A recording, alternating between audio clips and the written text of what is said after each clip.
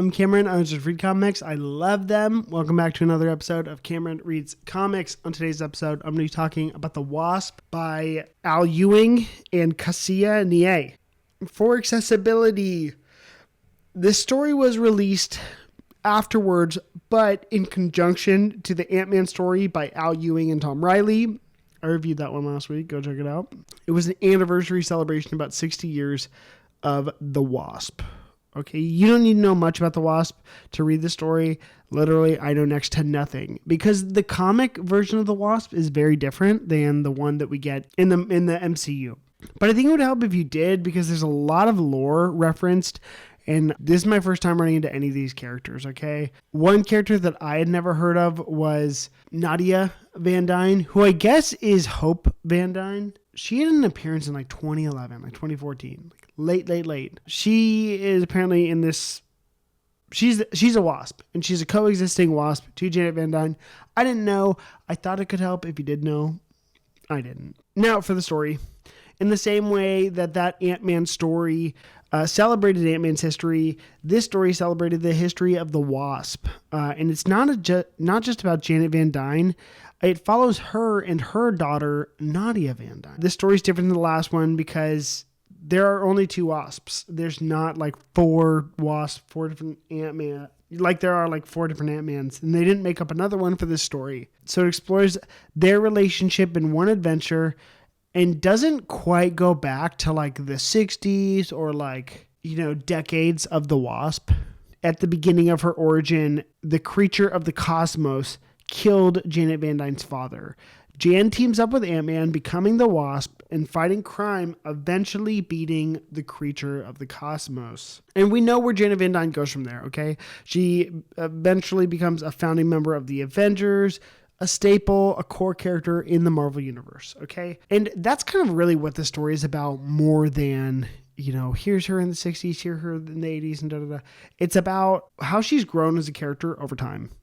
I think that's the exploration that this story gives us more. As the story explores her history, Jan's haunted by the death of her father. It's a perspective that I appreciate because I think heroes' origin stories are not affecting their current day-to-day actions as they once did. In their defense, it's been 80 years, so we get it. But also, come on, we remember Uncle Ben, okay? Fast forward to now, Jan's in Avengers. She's trying to turn her father's old apartment into a bar for superheroes. She wants a place where heroes can just hang out. And Jan finds a lot of comfort in Jarvis in this endeavor. I don't know if Jan and Jarvis, I don't know what their relationship looks like. Maybe they're buds. I didn't know if they were, so this is all brand new to me. I think that's Jan's strength, though. She's a pillar in the community and the aspect of the Avengers. So for her to find a way to take care of heroes totally checks out. She is one of the ones who brought them together in the first place. I think Jan is the one who even named them the Avengers, so she's cool. Jan visits Nadia Van Dyne, her daughter, who was a member of the Red Room, okay? She is known as the Unstoppable Wasp. Nadia was created by Mark Waid and Alan Davis in 2016. I redact anything I said earlier. She's a pretty new character. Exploring her origin is interesting because she's so new. But because she's a wasp, she's also part of this story. Jan and Nadia are attacked by Whirlwind, who is obsessed with Jan, and you find out that he is not in control of himself, okay?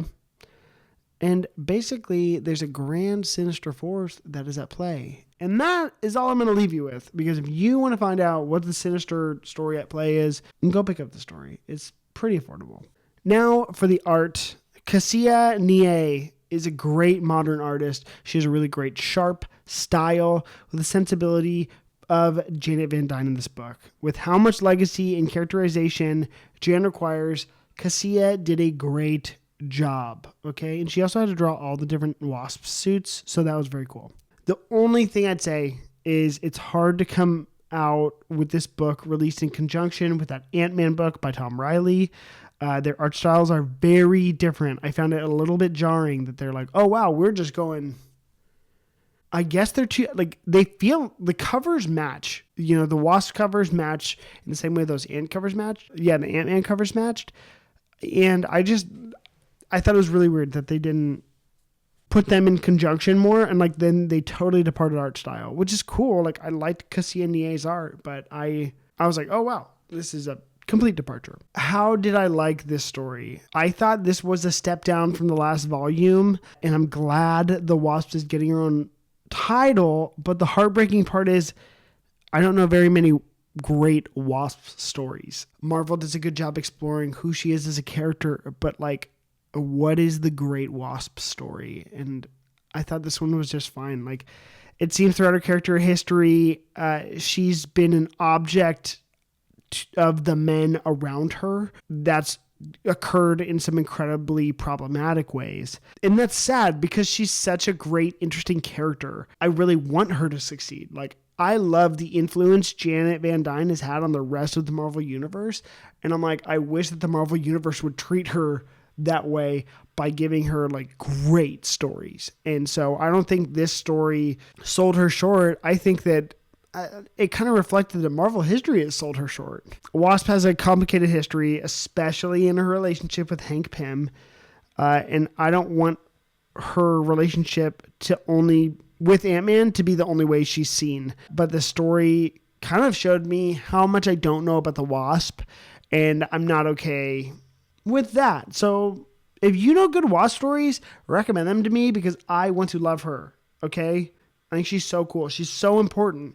And she's also like a very powerful woman in the Marvel Universe, which is cool. Okay?